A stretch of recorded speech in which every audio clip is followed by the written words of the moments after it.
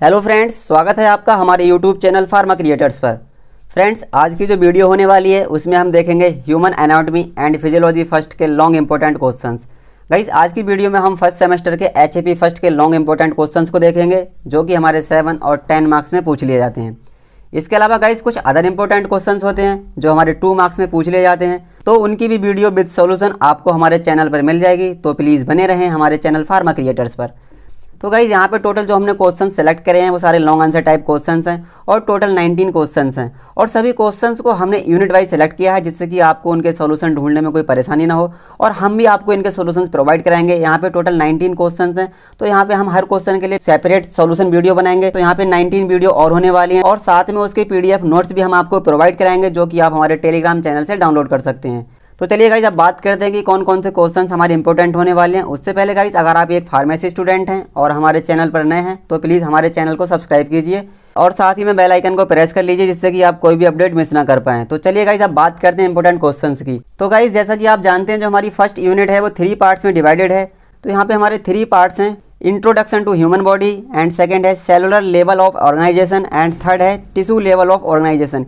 ये 3 पार्ट्स हैं हमारी फर्स्ट यूनिट में, यहीं से हमारे क्वेश्चंस बनते हैं। अब देख ले रहे हैं किस तरह से हमारे क्वेश्चंस बनते हैं।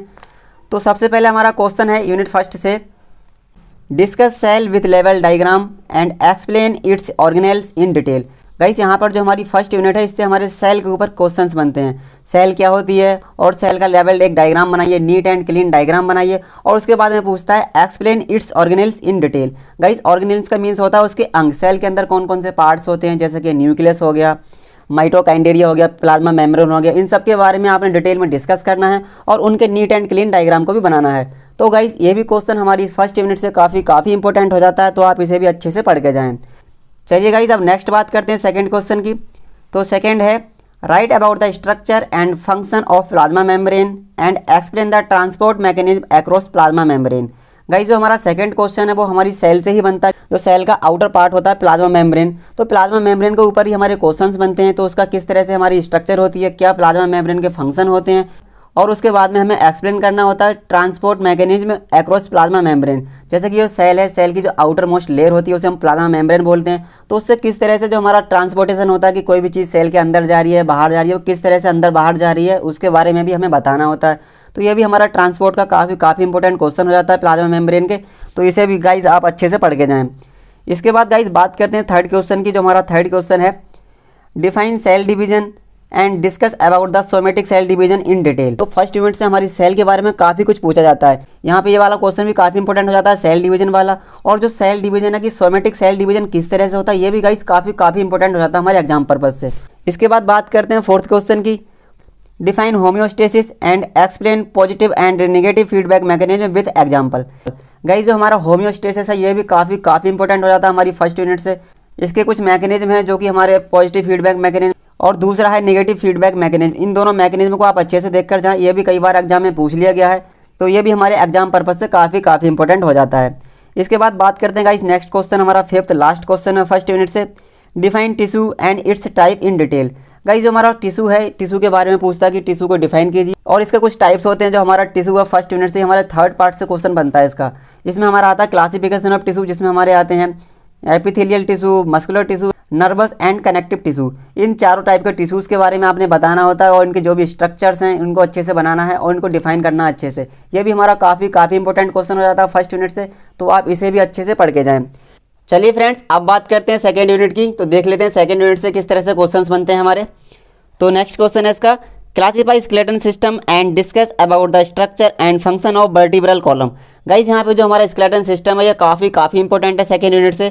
आप स्केलेटन सिस्टम के बारे में अच्छे से पढ़ के जाएं, इसका क्या क्लासिफिकेशन है, कौन कौन सी बोन्स इसके अंदर आती हैं और इसके क्या फंक्शन है, हमारे वर्टिब्रल कॉलम के क्या फंक्शन है, इसको भी आप अच्छे से देख के जाएँ गाइज।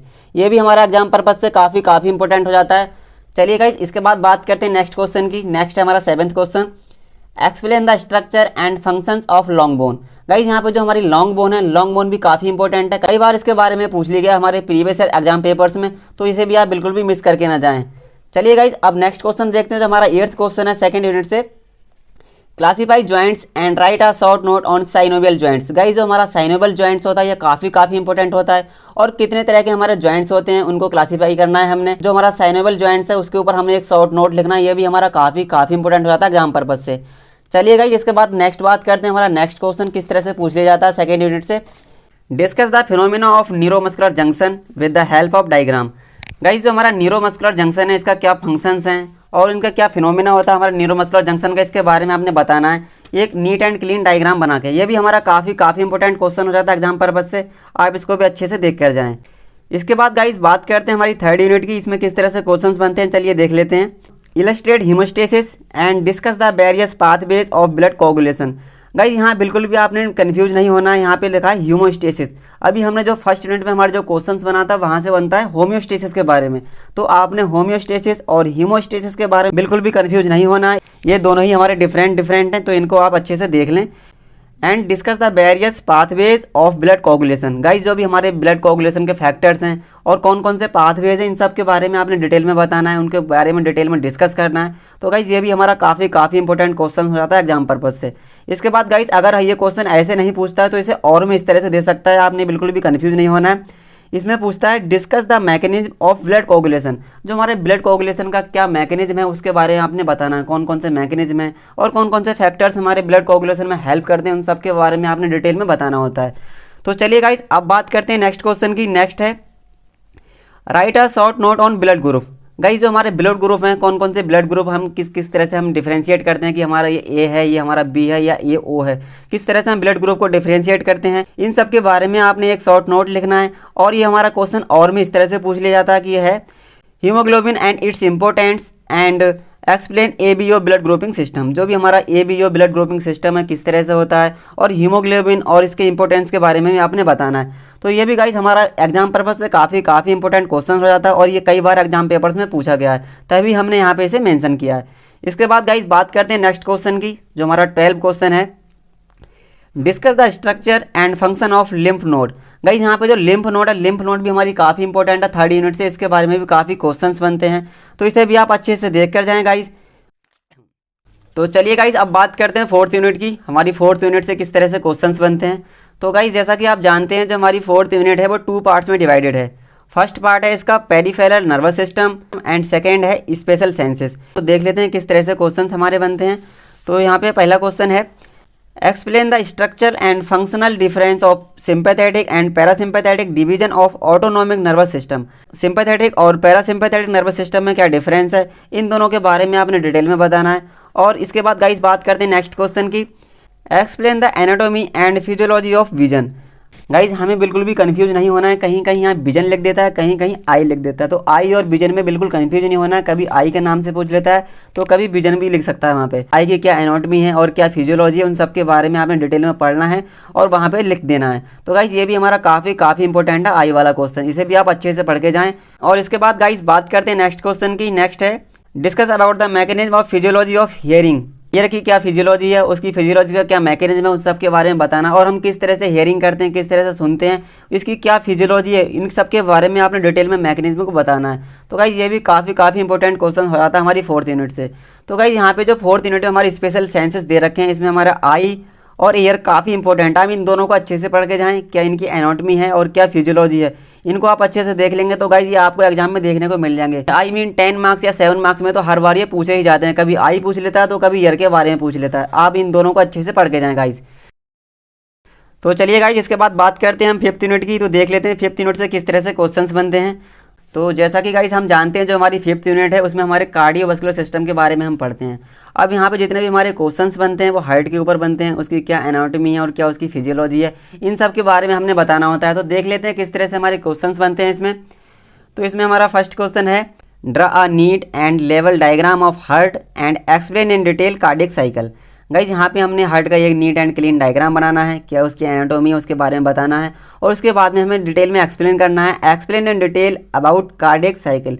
जैसे गाइज हम जानते हैं जो हमारा कार्डियक साइकिल है, कार्डियक साइकिल के बारे में हमने डिटेल में बताना है, किस तरह से हमारा जो ब्लड है बॉडी के अंदर पंप किया जाता है हार्ट के द्वारा और किस तरह से ब्लड हमारे हार्ट में दोबारा से आता है, इस सब के बारे में हमने कार्डियक साइकिल के बारे में हमने बताना है।